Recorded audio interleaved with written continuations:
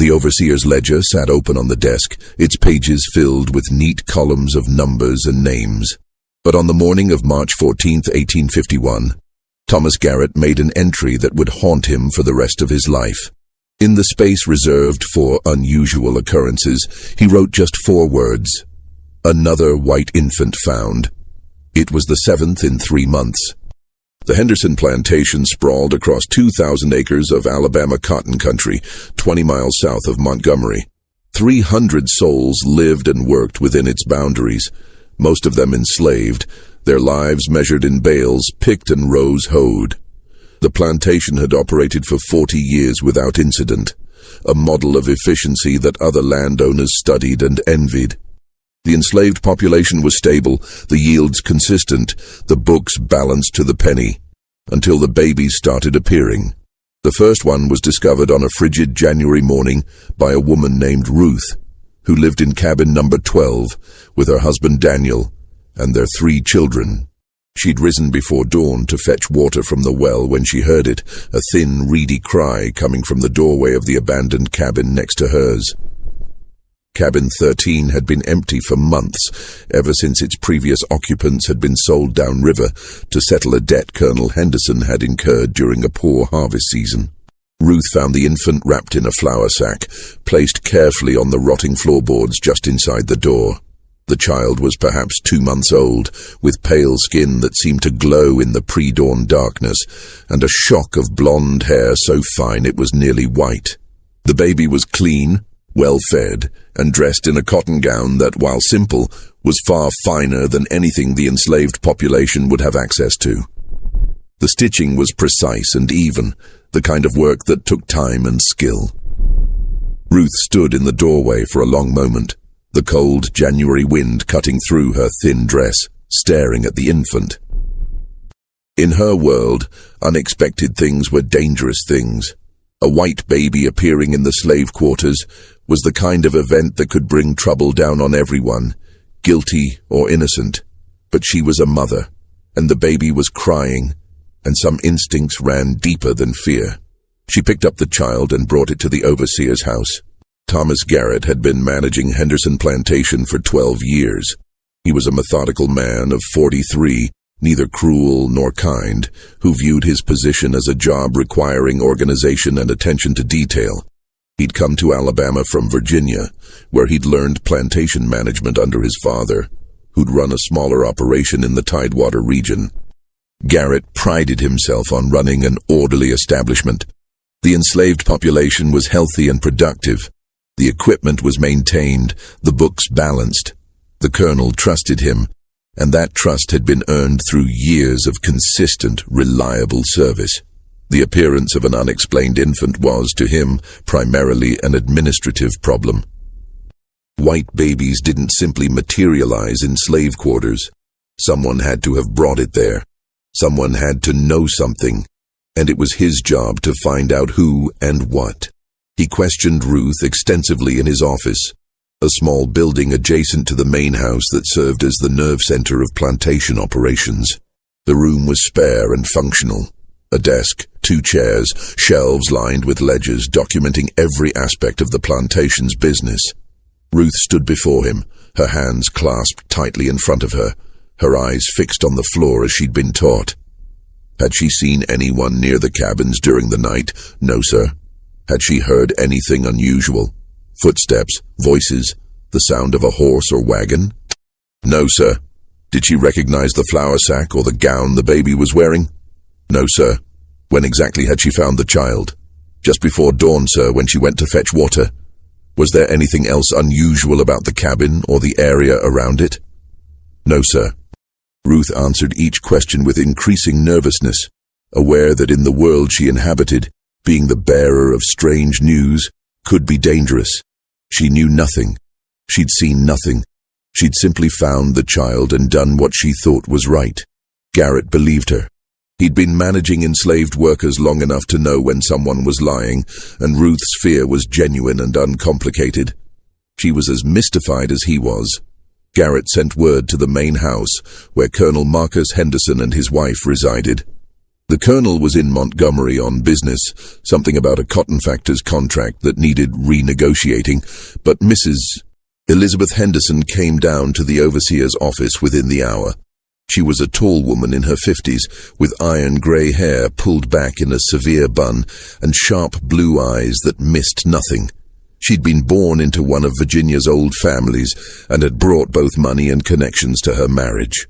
She was known for running the household with the same efficiency her husband applied to the fields, managing a staff of house servants with firm but fair discipline. She examined the infant with a practiced eye, her long fingers checking the baby's limbs, looking into its mouth, feeling the texture of the gown it wore. Mrs.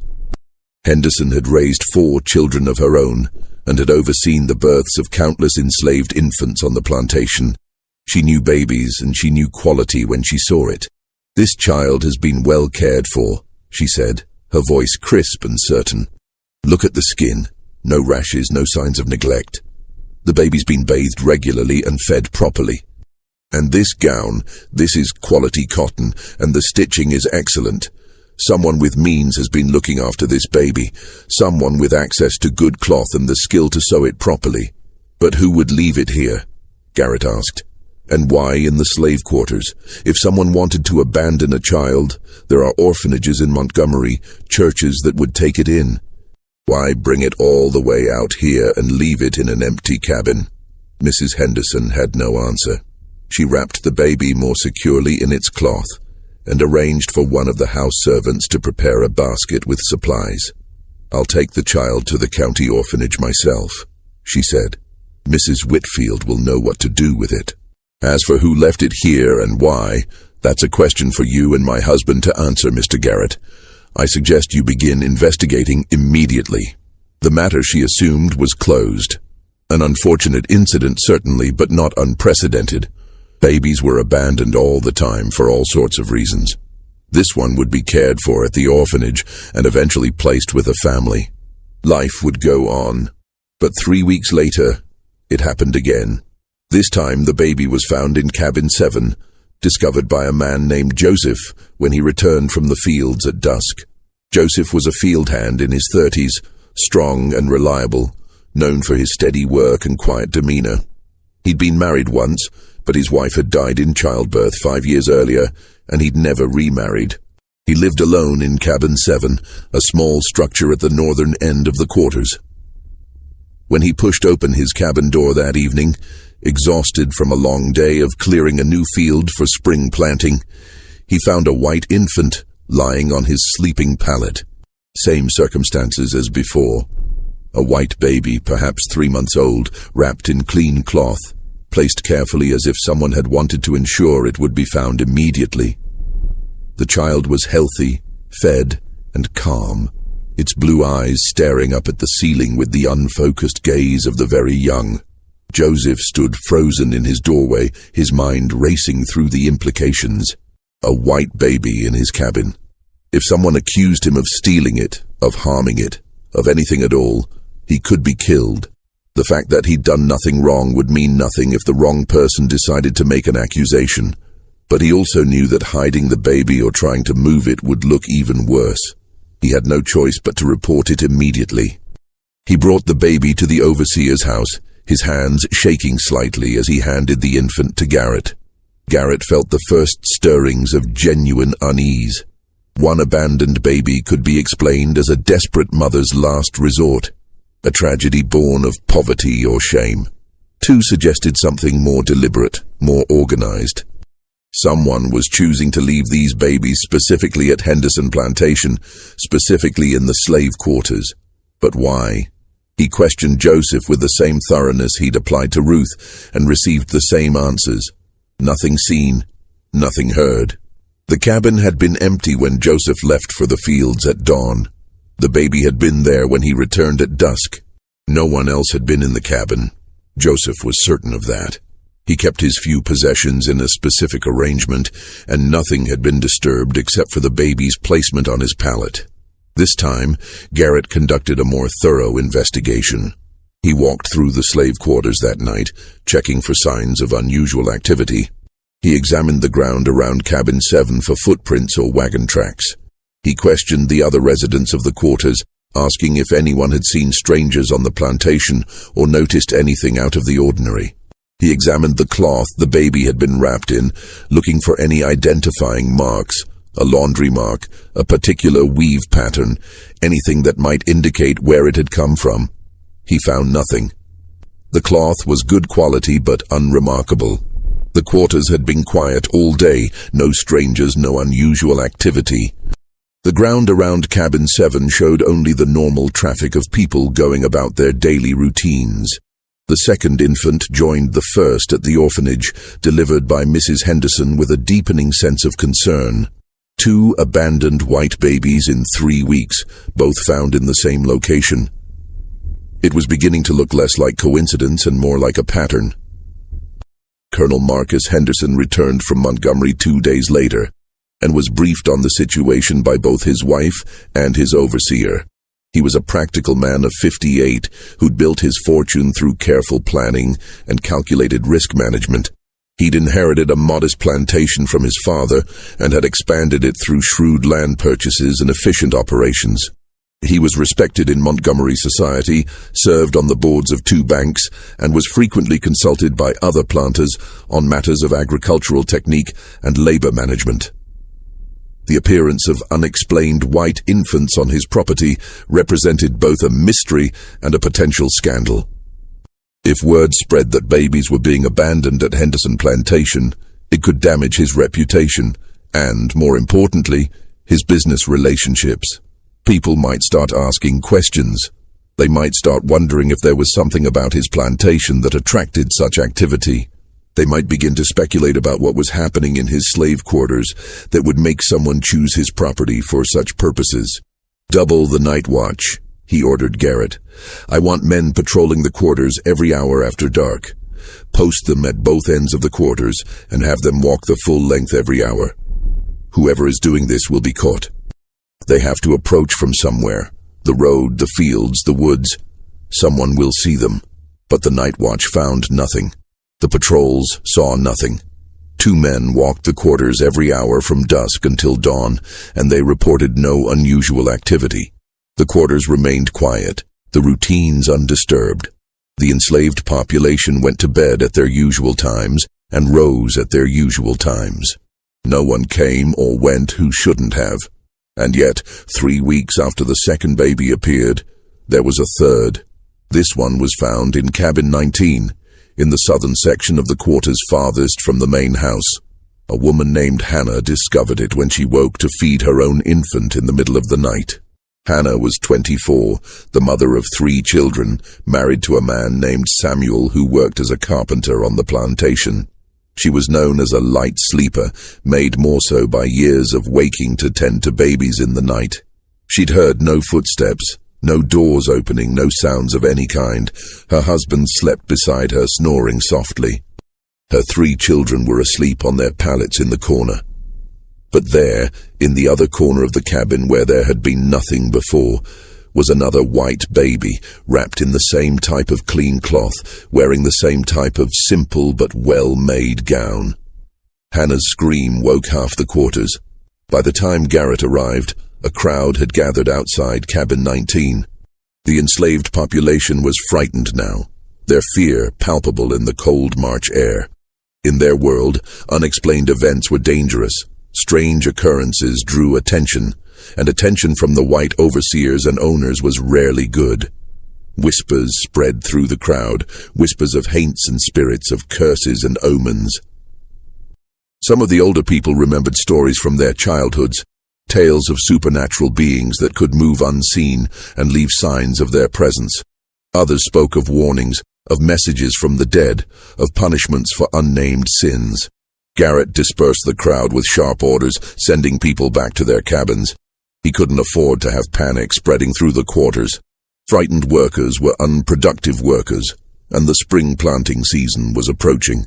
He needed everyone focused on their tasks, not jumping at shadows and spreading wild stories.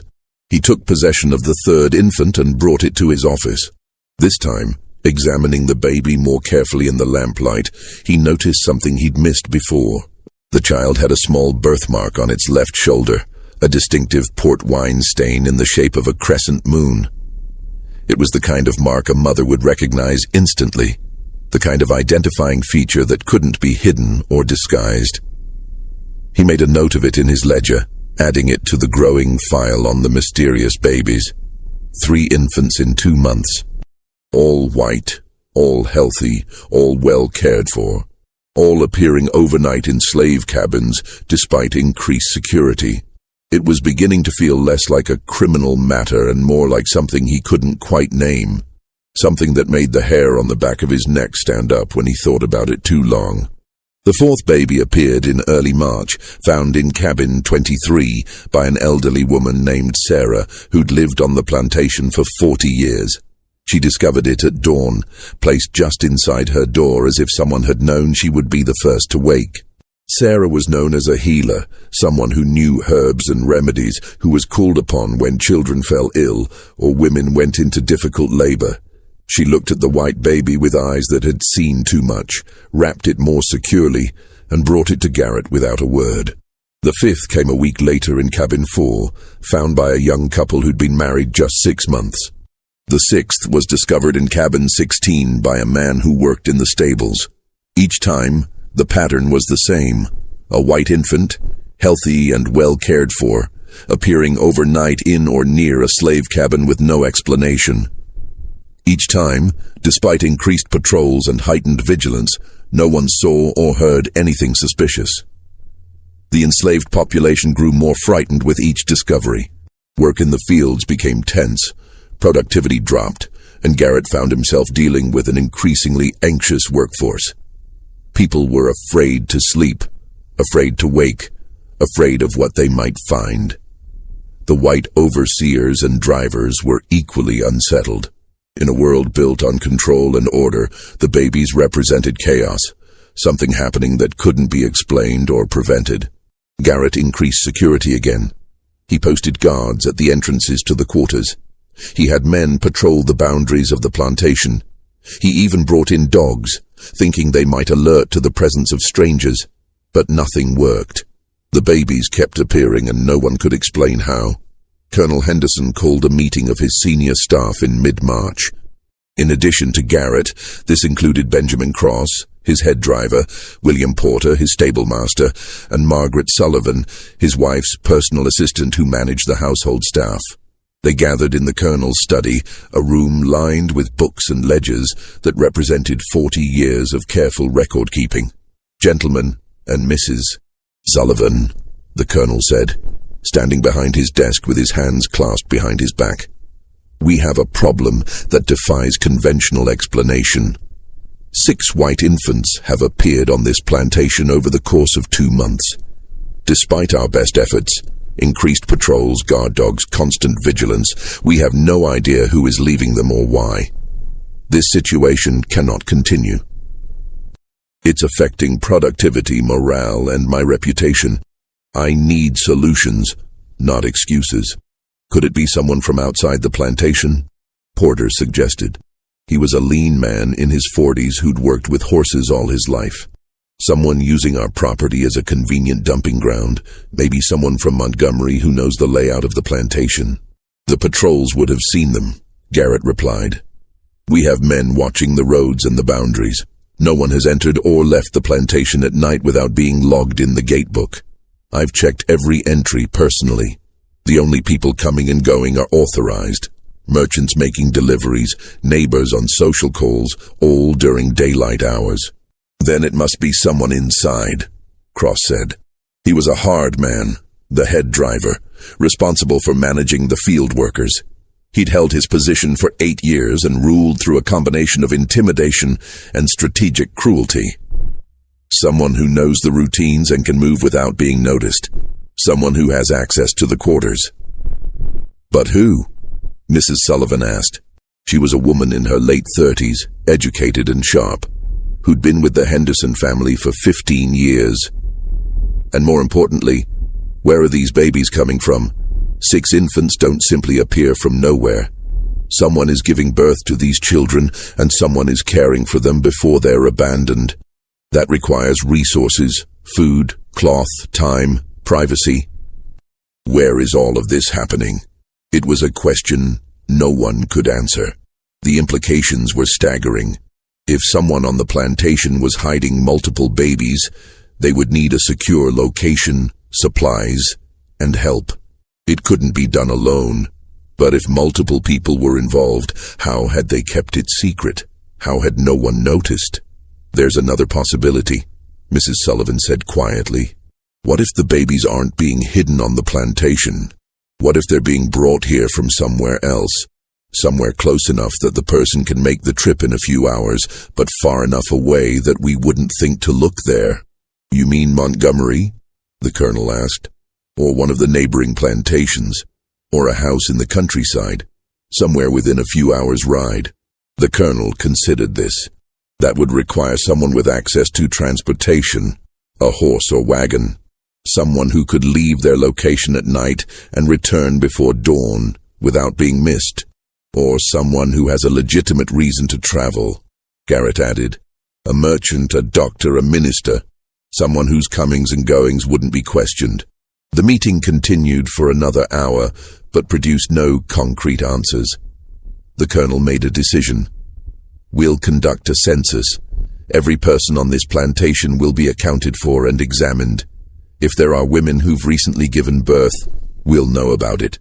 If there are supplies being diverted, we'll find them. If there are hidden spaces where babies could be kept, we'll discover them. This mystery will be solved. The census began the next day. It was a massive undertaking, 300 people to be documented, questioned, and in the case of women of childbearing age, physically examined by Mrs. Henderson and Dr. Robert Chambers, the plantation's physician. Dr.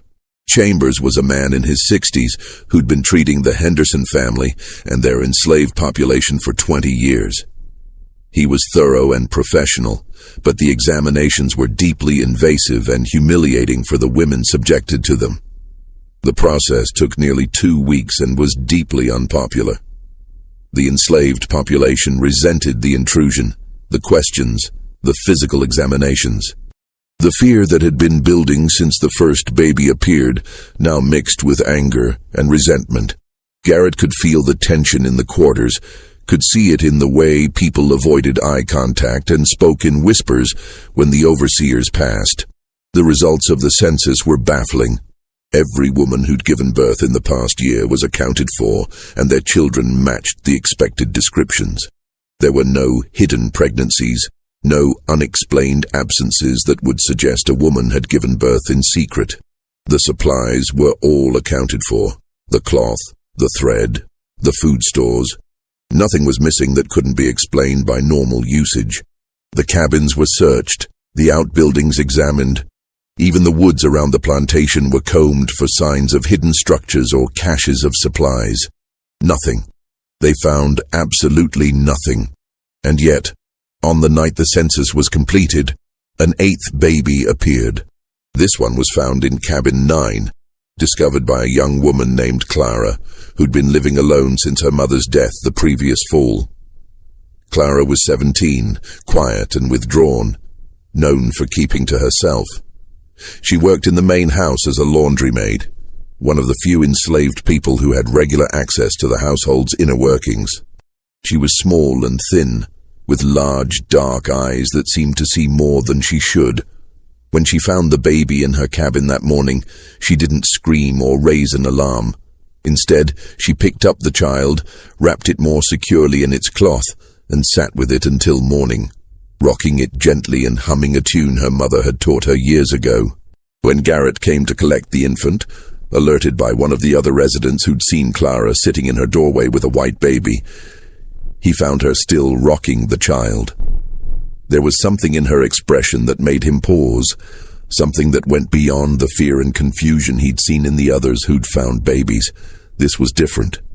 This was a deep, profound sadness, as if Clara understood something the rest of them didn't. "Did you see who left this child?" he asked, his voice gentler than usual. Clara shook her head slowly, her eyes never leaving the baby's face. "Did you hear anything during the night? Any sounds at all?" Another shake of the head. "Clara, I need you to tell me if you know anything about these babies. Anything at all. You won't be punished for telling the truth, but I need to know what's happening." Clara looked up at him then, and Garrett saw tears streaming down her face. "They're lost," she whispered. "All of them. They're lost, and someone's trying to save them." Save them from what? But Clara wouldn't say anything more. She handed over the baby and retreated into her cabin, closing the door behind her. Garrett stood outside for a moment, disturbed by the encounter. There had been something in Clara's voice, something that suggested she knew more than she was saying. But he couldn't force her to talk, not without risking making the situation worse. He reported the conversation to Colonel Henderson, who ordered Clara brought to the main house for questioning. But when Cross, the head driver, went to fetch her an hour later, he found cabin 9 empty. Clara had vanished, taking nothing with her but the clothes on her back. A search party was organized immediately. In the world of 1851 Alabama, an enslaved person disappearing was a serious matter, not just for the financial loss, but for what it represented. If Clara had run, others might follow. If she'd been taken, there were implications about security that couldn't be ignored, and if she'd simply hidden somewhere on the plantation, she needed to be found before she starved or came to harm. They found her 3 hours later, hiding in the old tobacco barn on the eastern edge of the property. The barn hadn't been used in years, not since the colonel had shifted entirely to cotton production in the 1840s. It was a large, decaying structure with a collapsed roof and walls that let in the wind. Clara was huddled in a corner, shivering from cold and fear. Cross dragged her out roughly, but Garrett intervened. "Carefully," he said. "The colonel wants to question her, and he can't do that if she's injured or too frightened to speak." They brought Clara to the main house, to the colonel's study, where Henderson, his wife, and Garrett waited. Clara stood before them, thin and trembling, her eyes fixed on the floor. She looked even smaller in the grand room, surrounded by books and furniture that represented wealth beyond anything she would ever know. Colonel Henderson studied her for a long moment before speaking. When he did, his voice was surprisingly gentle. "Clara, I'm not going to hurt you. I'm not going to punish you for running. I just need you to tell me the truth. Do you know where these babies are coming from?" "No, sir." "Do you know who's been leaving them?" "No, sir." "But you said something to Mr. Garrett. You said they were lost and someone was trying to save them. What did you mean by that?" Clara was silent for a long moment, her thin shoulders hunched as if she were trying to make herself disappear. When she finally spoke, her voice was barely audible. "My mama used to tell me stories about the old days before she came here. She said there were places where babies weren't wanted, where they were born and then given away, hidden, made to disappear." "What kind of places?" Mrs. Henderson asked, leaning forward in her chair. "Big houses, rich houses, places where a baby being born at the wrong time or to the wrong person would cause shame. She said sometimes the babies would just vanish and no one would ask questions because asking questions was dangerous." "And what happened to these babies?" the colonel asked. "Sometimes they died. Sometimes they were sold. Sometimes they were given to people who would take them far away, where no one would ever know where they came from." Clara's voice grew even quieter. "Mama said it was one of the secret things. One of the things everyone knew about, but no one talked about. She said the big houses had lots of secrets, and the babies were just one of them." The room fell silent as the implication settled over them. Colonel Henderson exchanged a long look with his wife, and Garrett saw something pass between them, a recognition perhaps, or a shared understanding of something he wasn't privy to. "Are you suggesting," Henderson said slowly, "that these infants are being abandoned here because someone wants to hide their existence? That they're illegitimate children from wealthy families?" "I don't know, sir. I'm just telling you what my mama told me. That sometimes, when people have secrets they can't keep, they find places to hide them. Places where no one will ask questions. Places where the babies might be found and cared for, but where the scandal would be contained." It was a theory that made a terrible kind of sense. The Henderson plantation was isolated enough to be discreet, but established enough to have connections to Montgomery society. The colonel and his wife attended social functions, did business with the city's prominent families, moved in circles where reputation was everything. If someone in that world needed to dispose of an inconvenient infant, the product of an affair perhaps, or a pregnancy that would ruin a reputation, the plantation's slave quarters would be an ideal location. The babies would be found and cared for, but the scandal would be contained. The white families of Montgomery would never need to know that their peers had produced illegitimate children. But it was just a theory. There was no proof, no evidence beyond the babies themselves and Clara's second-hand stories from a mother who was now dead. Colonel Henderson sent Clara back to the quarters with a warning to keep her speculations to herself and to never run again. Then he sat in silence for a long time, staring at the ledgers on his desk. Finally, he looked at Garrett. "I'm going to Montgomery," he said. "I'm going to speak with Sheriff Crane. This has gone beyond a plantation matter. If what Clara suggests is true, if someone in Montgomery society is using my property for such purposes, then the law needs to be involved." He left that afternoon, riding hard for the city. Garrett watched him go, then returned to his office and made another entry in his ledger. 8 babies in 10 weeks, and still no answers. But that night, something changed. The 9th baby appeared, but this time, there was a witness. A young man named Marcus, who worked as a stable hand, had been unable to sleep. He'd been feeling ill all day, a stomach ailment that kept him awake and uncomfortable. Around midnight, he'd left his cabin to relieve himself in the woods behind the quarters. As he was returning, he saw something that made him freeze in his tracks. A figure was moving through the quarters, carrying something wrapped in cloth. The figure was dressed in dark clothing and moved with purpose, heading toward cabin 12, the same cabin where the first baby had been found months earlier. Marcus watched as the figure approached the cabin, paused at the door, and then placed the bundle inside. Then the figure turned and walked quickly back the way it had come, heading not toward the road or the woods, but toward the main house. Marcus waited until the figure was out of sight, then ran to cabin 12. Inside, he found the 9th baby, wrapped in the now familiar clean cloth. He immediately went to wake Garrett. By the time Garrett arrived, Marcus was agitated and frightened, speaking quickly and stumbling over his words. But his story was clear. He'd seen someone leave the baby, someone who'd come from the direction of the main house and returned there after placing the infant. Garrett felt his blood run cold. The main house. Not an outsider. Not someone from Montgomery. Someone who lived on the plantation. Someone with access to the main house.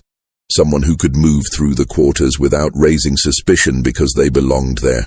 He questioned Marcus extensively, trying to get more details. Had Marcus seen the person's face? No, it was too dark and they'd been wearing a hood or bonnet. Could he tell if it was a man or woman? He thought it was a woman, based on the way she moved, but he couldn't be certain. How tall was the person? Average height, not particularly tall or short. Was there anything distinctive about their clothing or the way they walked? Nothing he could identify. It wasn't much, but it was more than they'd had before. Garrett made Marcus swear to keep quiet about what he'd seen, then took the baby and sat in his office, thinking. Someone from the main house. That narrowed the possibilities considerably. The main house staff consisted of about 15 people. House servants, cooks, personal attendants. All of them enslaved except for Mrs. Henderson and Mrs. Sullivan. Could it be one of the house servants? But they were all accounted for, all watched closely by Mrs. Henderson and Mrs. Sullivan. Their movements were tracked, their duties supervised. It would be nearly impossible for one of them to hide a pregnancy, give birth and care for multiple babies without being noticed. Unless they weren't hiding the babies on the plantation at all. Unless they were being brought from somewhere else, as Mrs. Sullivan had suggested. But that would require transportation, access to a horse or wagon. the ability to leave and return without being noticed. Garrett sat in his office until dawn, turning the problem over in his mind. Then he made a decision. He would watch the main house. Not obviously, not in a way that would alert whoever was responsible. But he would pay attention to comings and goings, to who had access to transportation, to who might have the opportunity to travel to Montgomery or elsewhere without raising suspicion. When Colonel Henderson returned from Montgomery 2 days later, Garrett briefed him on Marcus's sighting. The colonel listened in silence, his face growing more troubled with each detail. "Did you speak with the sheriff?" Garrett asked. "I did." The colonel's voice was heavy. He was less than helpful. He suggested that pursuing this matter too aggressively might cause problems. He implied that there were people in Montgomery who would not appreciate questions being asked about illegitimate children and abandoned babies. He refused to investigate. He said he would make discreet inquiries, but he made it clear that he expected those inquiries to lead nowhere. He said some mysteries are better left unsolved for everyone's sake. Garrett felt a chill run down his spine. "Sir, are you saying the sheriff knows something about this? That he's protecting someone?" "I'm saying that Sheriff Crane is a political animal who's held his position for 15 years by knowing when to look the other way. And he's made it clear that this is one of those times. But the babies are being cared for at the orphanage. They're safe. They'll be adopted by good families. As far as the sheriff is concerned, no crime has been committed. Abandoning a child isn't illegal if the child is left somewhere it will be found and cared for. So we just let this continue." Colonel Henderson was quiet for a long moment. "I'm going to tell you something in confidence, Mr. Garrett. Something that doesn't leave this room. The sheriff suggested to me that if I were to discover who was leaving these babies, the best course of action would be to quietly make it stop. Not to prosecute, not to make a scandal, but simply to ensure it doesn't happen again. He said that would be in everyone's best interest. Mine, the Plantation's, and Montgomery societies. He's asking you to cover it up. He's asking me to be practical. And perhaps he's right. Perhaps the best thing for everyone is to solve this quietly and move on." But Garrett couldn't let it go. That night he began his surveillance of the main house. He positioned himself in the trees behind the building, where he could see the back entrance and the path that led to the quarters. He watched for 3 nights and saw nothing unusual. The house servants came and went on their normal schedules. Mrs. Henderson and Mrs. Sullivan moved about their duties. Everything appeared routine. On the 4th night, he saw something that made his breath catch. Around 11 o'clock, a figure emerged from the back door of the main house. It was a woman, dressed in a dark cloak, carrying a bundle. She moved quickly and quietly down the path toward the quarters. Garrett followed at a distance, staying in the shadows. The woman went to cabin 7, Joseph's cabin, where the second baby had been found. She placed the bundle inside, paused for a moment as if listening, then turned and walked quickly back toward the main house. Garrett got a better look at her as she passed through a patch of moonlight. It was Mrs. Sullivan. Garrett stood frozen, his mind reeling. Mrs. Sullivan, the colonel's wife's personal assistant, a woman who'd been with the family for 15 years, who was trusted implicitly, who had access to everything in the household. She was the one leaving the babies. But why? And where were the babies coming from? Garrett waited until Mrs. Sullivan had returned to the main house, then went to cabin 7. Inside, he found the 10th baby, wrapped in the familiar clean cloth. He picked up the infant and brought it to his office, his mind racing. He had to tell the colonel. But what would happen then? Mrs. Sullivan would be questioned, possibly arrested. The scandal would be enormous. And if the sheriff was right, if these babies were connected to prominent Montgomery families, the fallout could destroy the colonel's reputation and business. Garrett sat in his office holding the baby, trying to decide what to do. Finally, as dawn broke, he made his decision. He would confront Mrs. Sullivan first, privately. He would find out the truth before involving the colonel. Perhaps there was an explanation, a reason that would make sense of all this. He waited until mid-morning, when he knew Mrs. Henderson would be occupied with household matters, and the colonel would be in the fields. Then he went to the main house and asked to speak with Mrs. Sullivan privately. They met in the small sitting room off the main parlor, a room used for informal meetings and correspondence. Mrs. Sullivan looked calm and composed, showing no sign of guilt or nervousness. She sat in a chair by the window, her hands folded in her lap, and waited for Garrett to speak. "I saw you last night," he said without preamble. "I saw you leave the house with a baby and place it in cabin 7. Mrs. Sullivan's expression didn't change. "I see. I need you to tell me what's happening. Where are these babies coming from? Why are you leaving them in the quarters?" Mrs. Sullivan was quiet for a long moment, studying him. Then she sighed. "Mr. Garrett, there are things in this world that are better left unknown. Secrets that once revealed cause more harm than good. I would advise you to forget what you saw and let this matter rest." "I can't do that. 10 babies have appeared on this plantation in 3 months. The enslaved population is frightened. The Colonel's reputation is at risk. I need answers. And if those answers destroy lives, if they ruin reputations and tear families apart, would you still insist on knowing? The truth is the truth, Mrs. Sullivan.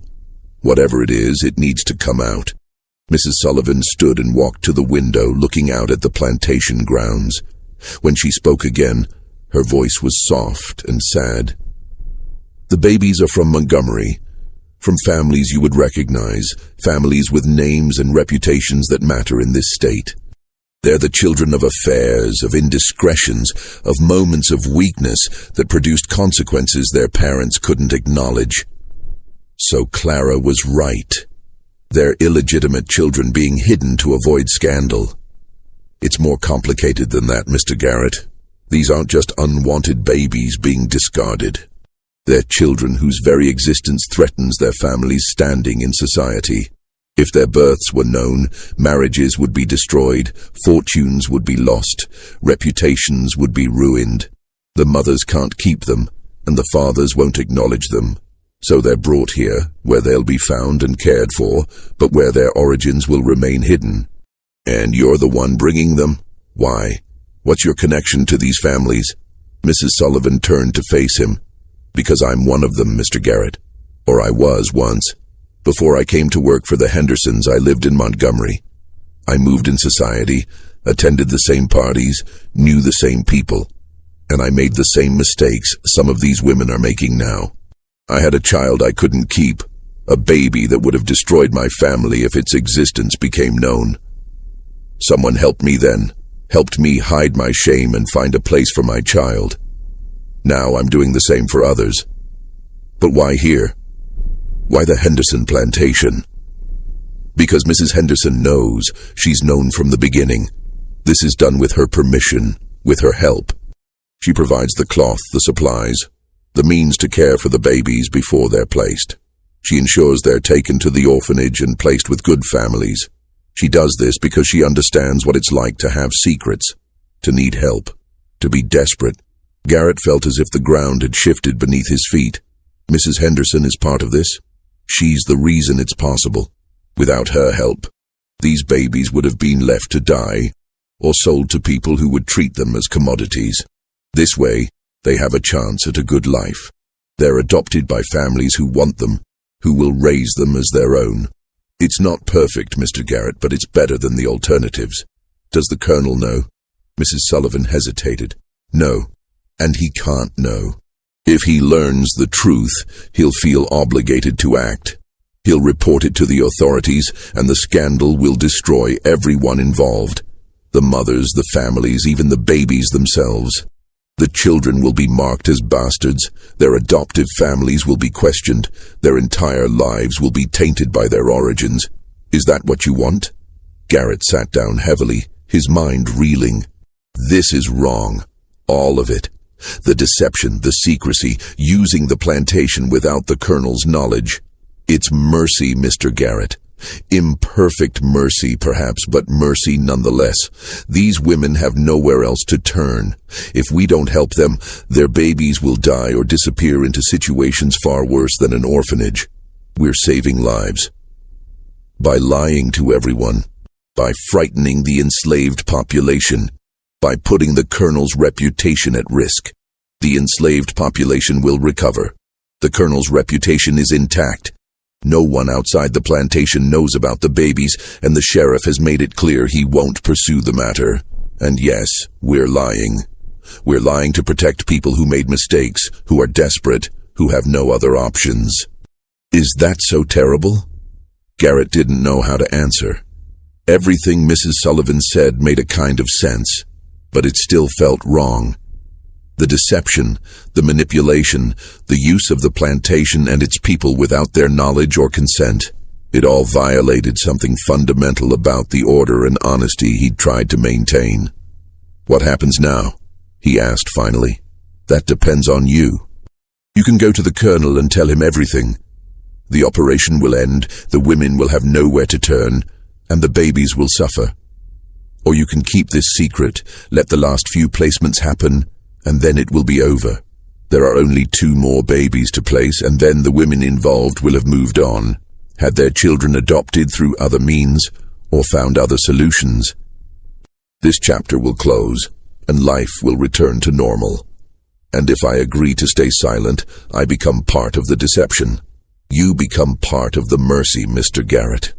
You become someone who chose compassion over rules, who understood that sometimes the right thing to do isn't the legal thing or the proper thing. You become someone who saved lives. Garrett sat in silence, wrestling with the decision. Finally, he looked up at Mrs. Sullivan. 2 more babies. And then it stops. Completely. No more placements, no more secrets. And if the Colonel ever asks me directly, I won't lie to him. Agreed. Garrett left the main house feeling as if he'd aged years in a single morning. He'd come seeking truth and had found it, but the truth was more complicated and morally ambiguous than he'd imagined. He'd become complicit in a conspiracy, but a conspiracy aimed at saving lives. He'd chosen to deceive his employer, but in service of a greater mercy. He didn't know if he'd made the right choice. He suspected he'd spend the rest of his life wondering. The 11th baby appeared a week later, found in cabin 16. The 12th and final baby was discovered 2 weeks after that, in cabin 4. Both times, Garrett knew it was Mrs. Sullivan leaving them, but he said nothing. He documented the findings in his ledger, arranged for the babies to be taken to the orphanage, and kept his silence. After the 12th baby, the placement stopped. No more infants appeared in the quarters. The enslaved population slowly relaxed, though the memory of those strange months lingered. Work returned to normal, productivity recovered, and life on the Henderson plantation continued as it had before. Colonel Henderson never learned the truth. He assumed the person responsible had been frightened off by the increased security and the sheriff's involvement. He was satisfied that the problem had resolved itself and saw no reason to pursue it further. Mrs. Henderson and Mrs. Sullivan never spoke of it, even to each other. The secret remained locked between them, a shared understanding that required no words. Garrett kept his silence, but he never forgot. In his private journal, he recorded everything he'd learned, sealing the pages with wax and hiding them in a locked drawer. He wrote that he didn't know if he'd done the right thing, but he hoped that somewhere 12 children were growing up safe and loved, unaware of the desperate circumstances of their births and the complicated mercy that had saved them. The 12 babies were indeed adopted from the orphanage over the following 2 years. Mrs. Whitfield, the orphanage director, kept careful records and ensured each child went to a good family. She never knew the full story behind their appearances at Henderson Plantation, but she suspected there was more to it than simple abandonment. She kept her suspicions to herself and focused on giving the children the best possible start in their new lives. Years passed. The Civil War came and destroyed the old order. Henderson Plantation was burned during a raid in 1863, and the colonel died shortly after. His fortune and his world gone. Mrs. Henderson survived the war, but lived in reduced circumstances, dependent on the charity of relatives. She never spoke of the babies, and the secret died with her in 1869. Mrs. Sullivan moved to Mobile after the war and worked as a teacher. She never married, never had other children. She died in 1881, taking her full knowledge of the conspiracy to her grave. Thomas Garrett continued as an overseer on various plantations until the war made his profession obsolete. After emancipation, he worked as a farm manager and eventually retired to a small house in Montgomery. He died in 1889, and his journal was discovered among his effects. His children read it with shock and confusion, unable to reconcile the story it told with the father they'd known. They debated what to do with it, and finally decided to burn it, believing some secrets were too dangerous to preserve. But before they burned it, one of Garrett's daughters made a copy of the key pages, hiding them in her own diary. That diary survived and was eventually donated to a historical society in the 1940s. The pages about the babies were discovered by a researcher in 1963, but by then, everyone involved was long dead, and the story couldn't be verified. It remained a curious footnote in the history of antebellum Alabama, a mystery that might have been true or might have been the imaginings of a troubled man. The 12 babies grew up, lived their lives, and died without ever knowing their true origins.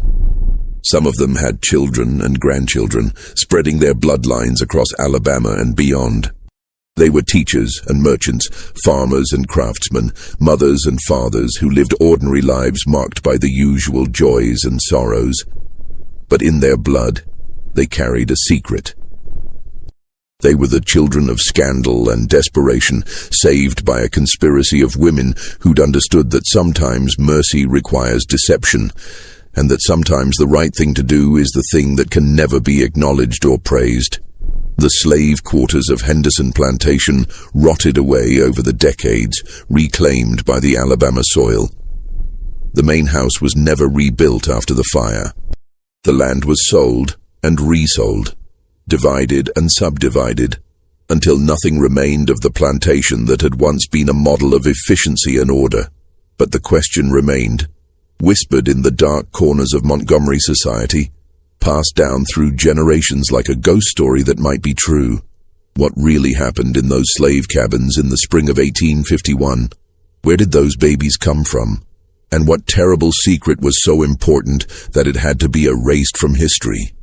The truth, as Garrett had discovered, was both simpler and more complicated than anyone imagined. It was a story of desperate women and impossible choices, of secrets that couldn't be kept and children who couldn't be acknowledged. It was a story of mercy offered in the only way possible, through deception and conspiracy. It was a story of people trying to do right in a world that offered only wrong choices. And perhaps that's the most unsettling truth of all, that sometimes the only way to save something is to hide it. That sometimes love looks like abandonment and mercy looks like cruelty. That sometimes the people we think we know are carrying secrets so heavy they change the shape of their souls. The Henderson Plantation is gone now, marked only by a historical plaque that mentions cotton production and Civil War history. It says nothing about white babies appearing in slave cabins, nothing about mysteries that were never officially solved, nothing about the 3 months in 1851 when something inexplicable happened and then stopped, and then was systematically erased from every official record. But the land remembers. The soil remembers. And somewhere in the fading pages of hidden diaries and the whispered stories of descendants, the truth still exists, waiting to be found or waiting to remain hidden forever. Because some secrets once buried are meant to stay that way, and some truths once known can never be unknown. The 12 babies of Henderson Plantation were saved by a conspiracy of silence. They lived because people chose mercy over honesty, compassion over rules. They survived because women who understood desperation helped other women in their darkest hours. And they never knew. They never knew that their lives began in scandal and were saved by deception. They never knew that their very existence was a secret so dangerous it had to be hidden in the one place no one would think to look, among the enslaved population of a cotton plantation in Alabama. That was the genius of it, really. The one place where white babies would be noticed but not questioned, found but not investigated, cared for but not claimed. The slave quarters were the perfect hiding place for the unwanted children of Montgomery society, because no one would ever imagine that the wealthy and powerful would use such a location for such a purpose. It was a conspiracy born of desperation and maintained through careful planning. It was mercy offered in the shadows, salvation delivered in secret. It was wrong and right at the same time, a moral paradox that defied easy judgment. And it worked. 12 babies were saved, 12 lives were given a chance, 12 secrets were kept. Until now. Until this story was told. Until the truth, buried for more than a century and a half, was finally brought to light. But even now, even with the story told, questions remain. Were there other plantations used for similar purposes? Were there other conspiracies of mercy operating in the shadows of antebellum society?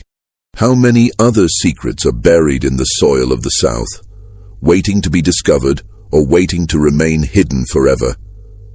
We'll never know. The people who could answer those questions are long dead, their secrets taken to graves that have themselves crumbled into dust. All we have are fragments, a journal entry here, a diary page there, an orphanage record that raises more questions than it answers. And perhaps that's how it should be. Perhaps some stories are meant to remain incomplete. Some mysteries are meant to stay unsolved. Perhaps the truth is too complicated, too morally ambiguous, too human to be reduced to simple facts and clear judgments. The babies of Henderson Plantation were real. The conspiracy that saved them was real. The desperate women and the compassionate conspirators were real. The fear and the secrecy and the moral compromises were all real. And somewhere in Alabama, there are people walking around with this story in their blood, descendants of those 12 babies carrying a mystery they don't even know exists. That's the legacy of Henderson Plantation. Not the cotton it produced or the wealth it generated, but the lives it saved and the secrets it kept. Lives that mattered, secrets that shaped the future in ways no one could have predicted. And that, perhaps, is the most shocking truth of all. Not that white babies appeared in slave cabins, but that they were placed there deliberately as part of a conspiracy of mercy that saved lives while hiding the truth. Not that a mystery existed, but that it was solved and then deliberately buried again. Because the truth was too dangerous to acknowledge, that's what they finally found. Not a simple answer, but a complicated truth. Not a clear villain, but a tangle of desperate people making impossible choices. Not a scandal to be exposed, but a mercy to be protected. And in the end, the secret was kept. The babies were saved, and life went on, carrying the weight of hidden truths and unspoken mercies into a future that would never fully understand what had happened in those slave cabins in the spring of 1851.